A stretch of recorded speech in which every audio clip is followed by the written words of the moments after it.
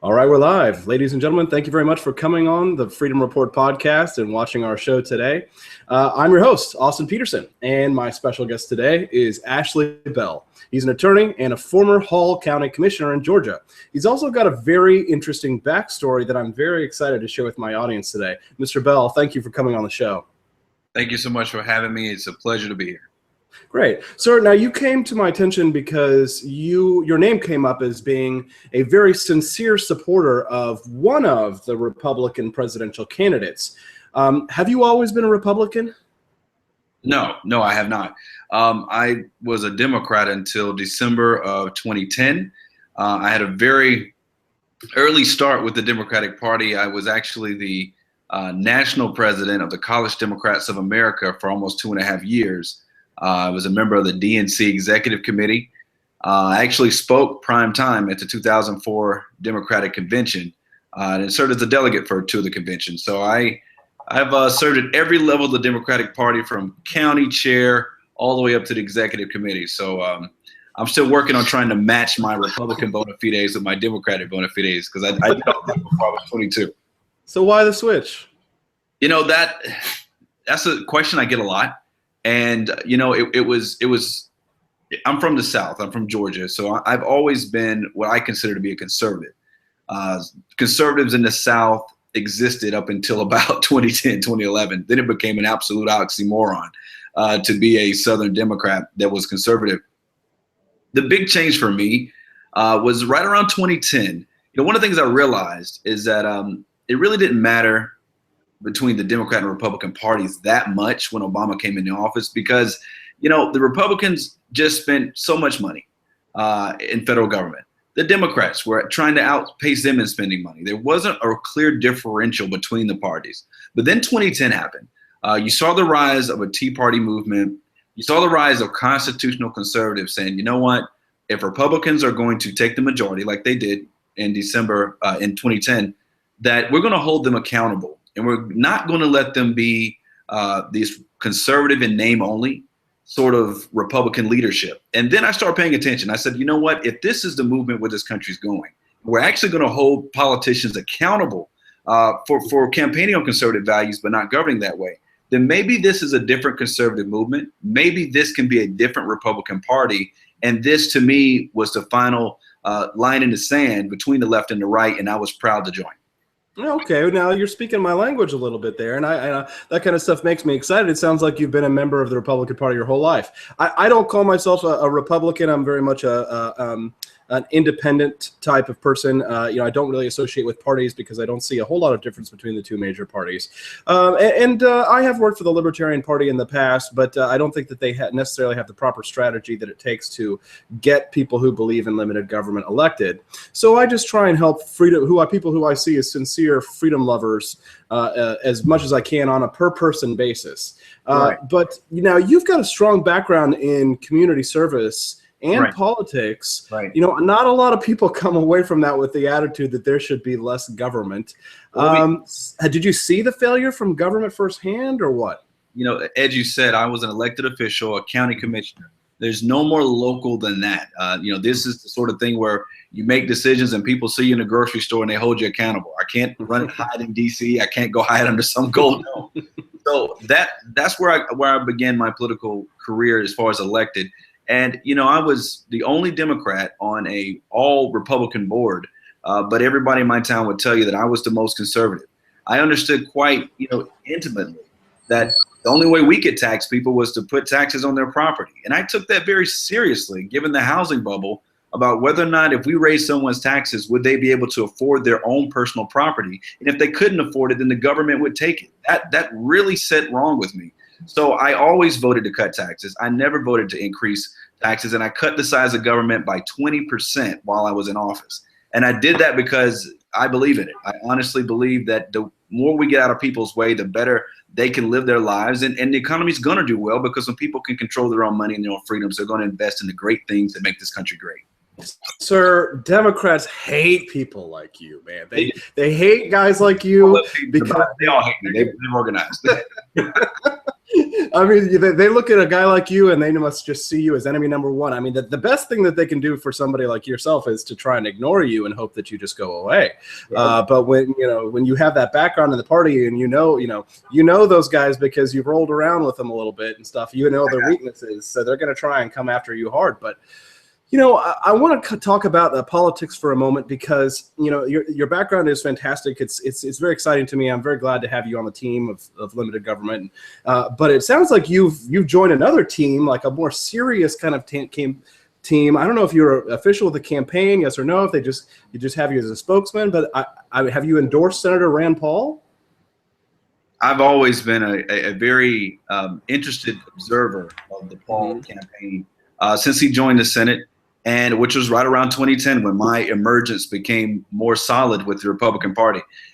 I had a dissatisfaction with Democrats and Republicans. And when I hear a politician not afraid to say, look, my party was spending too much money, the Democrats are spending too much money, and then they're not afraid to get voted off the island, they stick around and they continue to fight, even though their party may not stand for what they believe in 100%, then I started listening to Senator Paul. And I think over time, I've paid attention to the way he approaches issues. And I'll be honest with you, the Republican Party has an image problem with minorities. It has an image problem with some folks in the middle class, and he hits it head on. And I think this party has so much to offer to so many, but our messengers haven't delivered the message appropriately. And I think he could be that messenger when you look at criminal justice reform, when you talk about celebrating all of the Bill of Rights, not just one or two of our favorite amendments, but all of it. That's the sort of thing that inspires me. I think it inspires people in my generation. I think it inspires a lot of people who normally would not support a Republican candidate are giving him a second look. And I did the same. And I'm going to be supporting Senator Paul for president. One of the things that Senator Paul has really tried to do is to make a concerted effort to do outreach to the minority communities. He spoke at Howard University, and he's done a lot of work with Senator Cory Booker on, I believe, mandatory minimums and drug sentencing. He wants to do some criminal justice reform, which is very exciting. But he does get a lot of flack from the Democrats for even trying. Of course, a lot of Republicans try. So, what has been your appraisal of his outreach efforts? His talk about economic freedom zones. Have you been satisfied, or do you think he doesn't go far enough? Can you just give us an idea of what your opinions are? Every Democrat I talk to, saying Black Democrats especially, say they wish their party was talking about these issues. This is a perfect example of because so many minorities, African Americans specifically, give so much of their vote to the Republican Party that they're being taken for granted. These aren't even issues on the table. And so I think what Senator Paul's been able to do is hit right at the core of it. When I'm in barbershops and I'm talking to people in the community, they say, look, actually, this Republican governor comes in our state here in Georgia. He brings jobs to our community.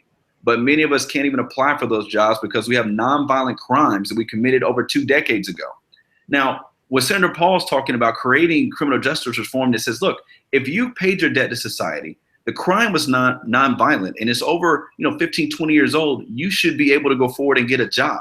Because I'll tell you, the biggest thing that can break the cycle of poverty in the Black community and any other community is having 2 people in a home raising children.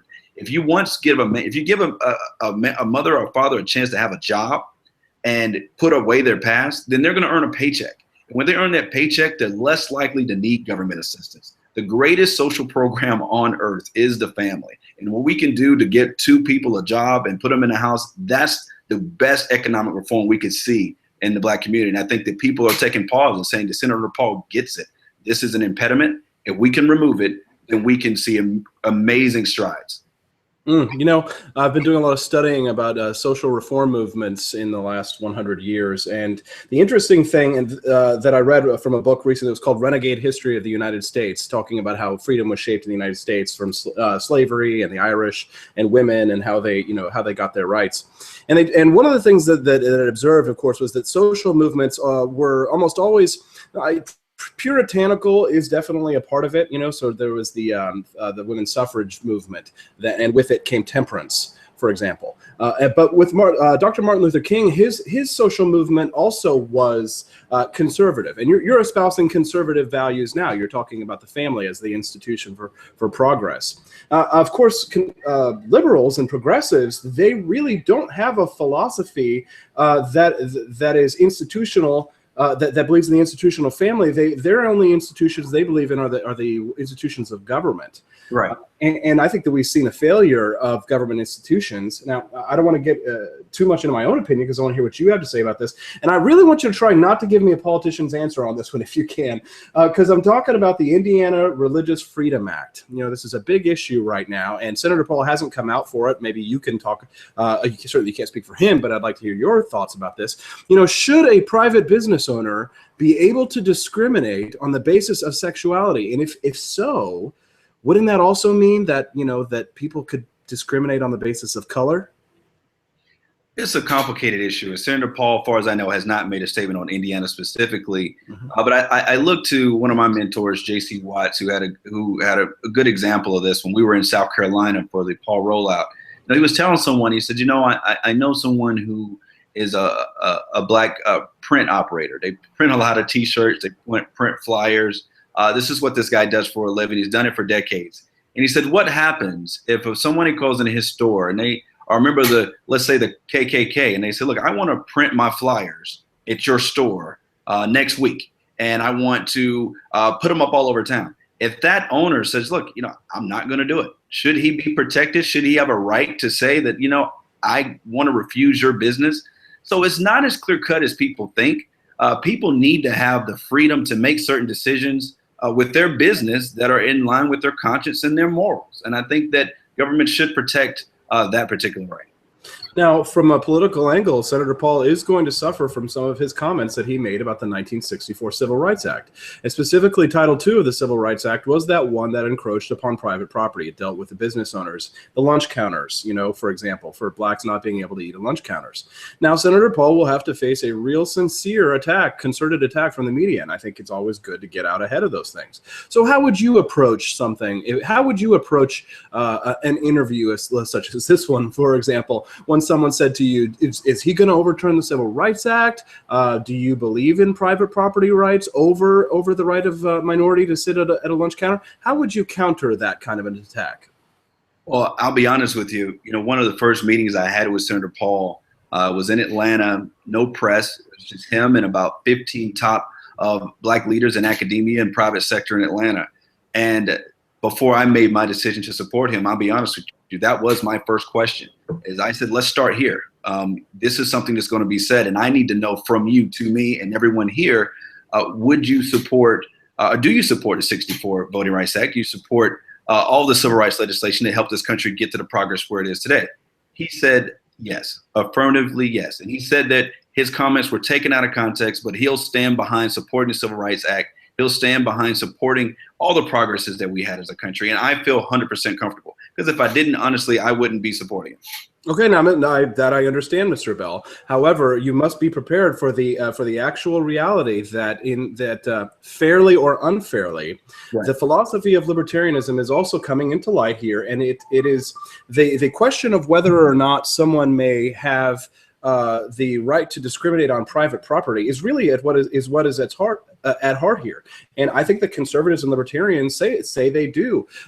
So when it comes to the issue of discrimination, it polarizes people because the special interests will, of course, take their own side. The gay lobby, for example, and the lobby for African Americans, they'll all say that it's not okay to discriminate against themselves. But the consistent libertarian approach is to say, of course, that it's consistent to discriminate whatever you want with your private property. I mean, are you a radical on that? Do you believe in the sanctity of private property, philosophically above all, or and do you think that specific section, Title II, was incorrect, even though the majority of the civil rights legislation, which outlawed the government discriminating, was obviously needed to be overturned? I honestly believe that anyone who sees the great things that happen in this country as far as economic empowerment of small business owners, it's been built on the fact that we do business with everybody, and businesses have the ability to grow, and you should not discriminate on anybody's basis of color. I know as a business owner, I would, and every business owner has to make their own decision there. This law is going to be debated for a while. It's going to be complicated, but at the end of the day, I honestly believe that you have to allow the free market system to work. And I think it's better when you don't discriminate, when you don't hold out anyone having the ability to buy and purchase goods.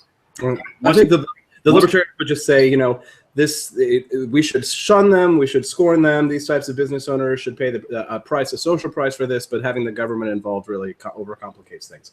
All right, I'll move on. I've grilled you enough there, but I think that would hold up to scrutiny. Now, I'm going to switch to another really taboo topic.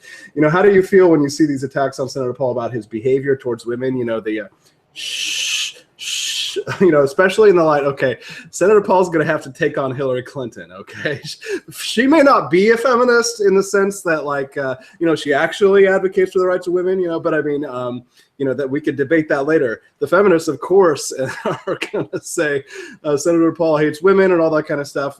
How does he get himself out of that sort of media trap that they put him in? You and I both know it does not matter who the Republican nominee is. They're going to say that about every single one of them, male, female, black, white, blue, or brown. The Democratic playbook is to say every Republican is sexist. They're racist. They hate everybody but white men. We'll take the heat first. This is our 15 minutes of fame, but they'll be on to the next candidate sooner rather than later. I absolutely don't believe that. I know Senator Paul, his wife, he worked with, his business partner was a woman when he was practicing ophthalmology in Bowling Green. So there's nothing to it.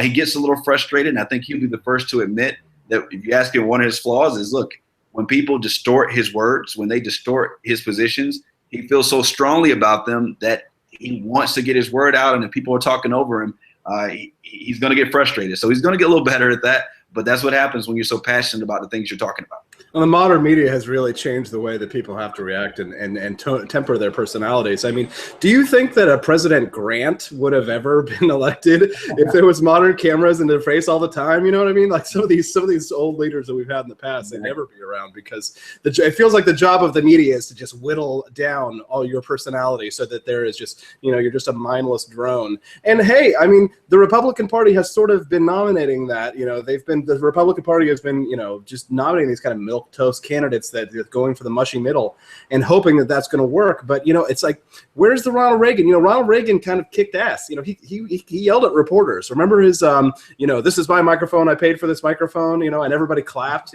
No, of course we've got to yell at Rand Paul for being crazy and he hates women. All right. So this has all been very fascinating, and we've got a good idea for where you're coming from, and now I want to ask you something that's even more like kind of a party thing. If Rand Paul wins the nomination, this is sort of we're talking about handing power away from a dynasty, like it was with Senator Obama to President Obama. Of course, the Bushes and the Clintons have had power for so long, and they're just desperate to recapture it. You can see, the desperation with which the Bush families and the Clinton families are trying to cling to that office and power. And of course, Senator Obama successfully managed to wrest that power away. But if Senator Paul manages to crimp the nomination, a lot of Republicans, my friend, would rather have Hillary Clinton in office. And I'll tell you that because I know for a fact, I work here in DC and I've got a lot of friends that, work at these establishment institutions. I mean, does it surprise you to hear me tell you that a lot of the Republican leadership would rather have Hillary Clinton than Rand Paul? I don't know if you've been paying attention to the campaign, but our campaign slogan is defeat the Washington machine. I think after you vet that internally and that's your campaign slogan, you pretty much know what you're up against. I believe you look at the Obama campaign, there's some insight there. Obama was able to cultivate the people in his party who didn't want the establishment, who wanted to kick out the current regime. I think the Republican Party, in my opinion, has even a stronger spirit of disdain for the establishment in our party. And I think there's so many people who want something different. And I know this is the call of the question for America, this election. If you believe that doing what we've always done is the way this country needs to go, then Senator Paul won't win the nomination. But if people are truly want to see someone different, a new way of liberty in DC and around this country, then he'll have a shot. And I think that he does because people have seen it and they're fed up. They look at DC, they look at the spending, they want something different. There's no place I go in this country where I don't hear the first word that comes out of their mouth about Senator Paul is interesting. And And then after that, they say, well, if he's in there, he's definitely going to be different than what we've had up there at any point in the past. Yeah, well, not that this is necessarily something to win the Republican nomination with, of course, but Barack Obama actually did say, something. He defended Rand at a speech once when the Democrats booed him, and he's like, no, Rand's an interesting guy. So he's sort of, yeah, well, us creepy, crazy libertarians are starting to finally feel our oats and come out of the woodwork and poke around, and people find out that we're not actually so crazy after all. You know what I mean? Maybe there's a seat for us at this table yet. But, what we were saying about the establishment and the changing of powers, today at my website at the Libertarian Republic, we're going to feature a list, top 10 reasons Republicans will vote for Hillary Clinton. And it's all about how the establishment, like the Wall Street, bailout queens, they're all going to want to make sure that they can still get access to the trough, They're all lined up to the trough. I mean, crony capitalism, to me, is really the big problem. Welfare, I don't believe in welfare or food stamps, Social Security, any of that stuff. But the crony capitalism is, to me, the worst. And you look at the EXIM Bank. You've got progressives like Elizabeth Warren and conservatives like Lindsey Graham all saying, let's subsidize big business. Is this the formula for economic success, in your opinion? Absolutely not. Absolutely not. And that's just part of the culture in Washington today. I think we all know it. The unfortunate part is lobbyists run our government, big business, big special interests run our government. Part of the reason that I signed on to help with Senator Paul's Build America initiative is that we go around the country, we find people who are business leaders on the ground who are creating jobs. Let's say, for example, the tech industry.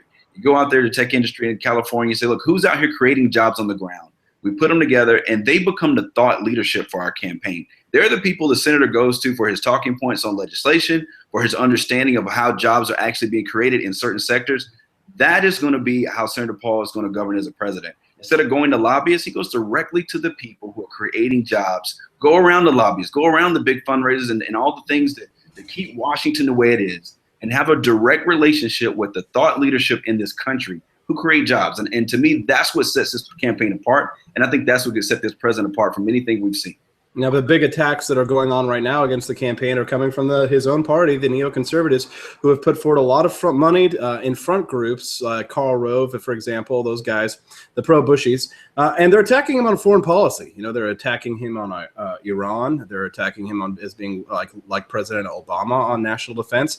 And, of course, the more conservative, the more libertarian types, we tend to be a little bit more reductionist in our desire to cut budgets across the board, meaning including military spending, not necessarily defense spending. There's a difference between military and defense spending, but to cut back on the militarism. Are you comfortable with a President Rand Paul that would perhaps be a little bit less interventionist, not be everywhere all the time, policeman of the world, Team America, world police kind of stuff? What is your thoughts? Well, let me first say this as a disclaimer. I'm on the National Council of the American Israel Public Affairs Committee, better known as AIPAC. And I proudly serve on that committee. And obviously, as an organization, we're very concerned about Iran, very concerned about the strength of the relationship between America and Israel. And I can still reconcile that support with supporting someone like Senator Paul. I think that there's a different way that he's offering. I don't think it makes us any less safe. I think it makes us more safe. But he's offering a different way, and he's starting a discussion. At the end of the day, he knows that to secure safety of our interests in the Middle East, we have to promote stability and not chaos. We can't remove people from power and don't think that someone else is going to take their place who may be even worse. And I think that's what we see when we remove Gaddafi. I think that's what you see in the Middle East over and over again. That story playing itself out. So having a president who says, look, let's wait a second and let's not remove folks who are going to, if the situation is going to get worse. Let's make sure we're not giving money to people who are burning American flags and saying down to America. Let's not give them money. I think that you create an environment where people know where America stands. Look at where we are, and I think you will say this president has been an absolute failure when it comes to Iran, an absolute failure when it comes to stability in the Middle East. And so we need a different route, and he's not afraid to go out there saying, look, why not their troops first before we send ours? You have a requirement to defend your own freedom. Send the Afghanis first. Make the Iraq troops go first. And we'll back them up logistically, but we're not going to be able to become the police force for this entire nation. If people want freedom, they got to fight for it to earn it just like we did. Okay, now, Very interesting and fascinating. That's the kind of thing that we really need to get out there to publicize those kinds of ideas, because, the pro-Israel crowd just automatically assumes that libertarians don't support Israel. But I mean, there are a lot of libertarians who do. Now, even though we don't want to necessarily, be, the leashman, sort of the pit bull, holding the pit bull of Israel back. I feel like our foreign policy intervenes so much that we're trying to stop Israel from looking out for their national security. Well, what the liberals are doing, if that's supporting Israel, I would think that Right. that definition needs to be challenged. Okay, so I'm going to segue now. One last thing, because your ideas are very fascinating, and I like what I'm hearing here. One last really important topic. This is the kind of thing that conservatives roll their eyes at, but for libertarians, it's extremely important, especially for the issues related to limited government. One of the big things that we see going on across the country right now, that President Obama came out strongly yesterday for medical marijuana.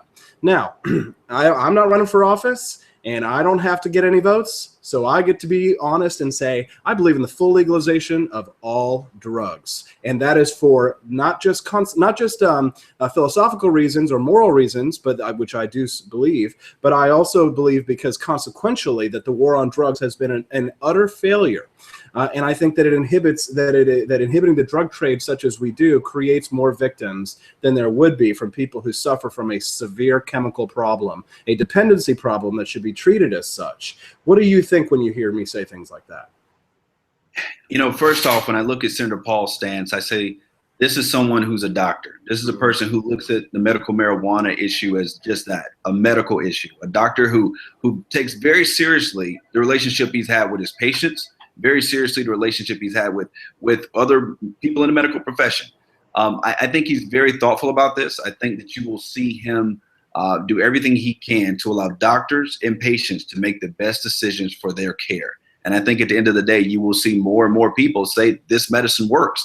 And if it works and a doctor wants to prescribe it and a patient needs it, this will be the president to be the first to champion that. And that's why I'm glad we're having a doctor. We can't have a doctor in the White House. Well, that's great. The last good one we had was an actor. Before that, I can't remember. So, Attorney Ashley Bell, what's going to be your role in this campaign? Are you official, or are you unofficial, secret agent? And where can people find out more about your work? Well, the best thing about this campaign is that it is growing every day. And I'm in a position right now to definitely continue to support the campaign as a volunteer. I may be taking a more specific role later on, but just not yet. I'm excited about it. We got a long way to go. Whatever we do, we got to beat Hillary. So we got to put the best candidate we can and make sure we beat her. All right. I'm sure our viewers are going to love it. So where can they go to find out more about you? You've got a Twitter account. Do you have a website? Where would you like people to go? Well, I appreciate everyone following me on Twitter, and that is at Ashley Bell R, ASHLEYBELLR. At Twitter. That's the easiest way to keep up with me and all the happenings going on in the campaign. Really appreciate you inviting me today. Had a great time and look forward to doing it again soon. That's Attorney Ashley Bell. Ladies and gentlemen, thank you very much for coming on the show today. Don't forget to subscribe on iTunes. If you don't have an Apple device, you can also find us on Stitcher, Stitcher.com. And of course, don't forget to come back every single day to your home for economic freedom and personal liberty at thelibertarianrepublic.com.